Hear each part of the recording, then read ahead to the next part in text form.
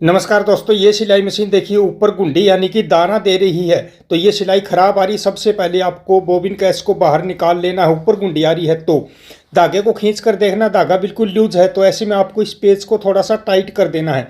अगर ये टाइट करने के बावजूद भी धागा लूज है तो फिर इस पेज को खोल लो। आप अंदर यहाँ पर सफाई करनी पड़ेगी। तो यहाँ पर देखिए धागा फंसा हुआ है दोस्तों, इसी का टूट कर फंस जाता है।